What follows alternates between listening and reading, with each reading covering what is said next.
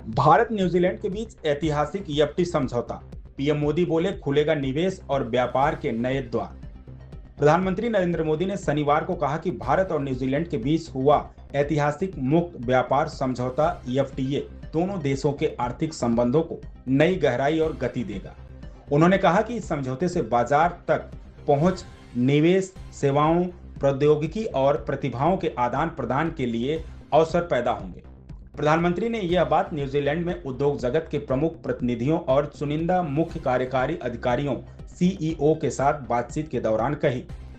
इससे पहले प्रधानमंत्री मोदी और न्यूजीलैंड के प्रधानमंत्री क्रिस्टोफर लक्सन के बीच हुई द्विपक्षीय वार्ता में 18 महत्वपूर्ण निर्णय लिए गए। दोनों देशों ने अपने संबंधों को रणनीतिक साझेदारी के स्तर तक ले जाने पर सहमति जताई। प्रधानमंत्री मोदी शुक्रवार को 3 देशों की यात्रा के अंतिम चरण में ऑकलैंड पहुंचे। करीब 40 वर्षों के बाद किसी भारतीय प्रधानमंत्री की यह पहली न्यूजीलैंड यात्रा है। यह दौरा हाल ही में दोनों देशों के बीच हुए एफटीए पर हस्ताक्षर के बाद हो रहा है। प्रधानमंत्री मोदी ने उद्योग जगत से निवेश और व्यापारिक साझेदारी बढ़ाने की अपील करते हुए कहा कि दोनों देश 2030 तक द्विपक्षीय व्यापार को करीब 35,000 करोड़ रुपए तक पहुंचाने के लक्ष्य की दिशा में मिलकर काम करें। उन्होंने कहा कि भारत न्यूजीलैंड आर्थिक साझेदारी भविष्य में समावेशी, टिकाऊ और नवाचार आधारित विकास का मजबूत मॉडल बन सकती है। नमस्ते। कियोरा न्यूजीलैंड।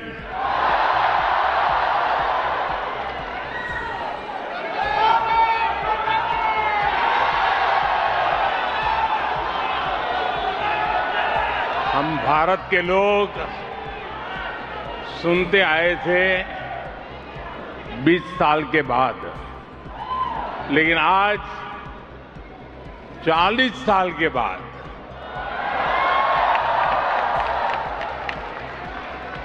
कोई भारतीय पीएम न्यूजीलैंड की धरती पर आया है।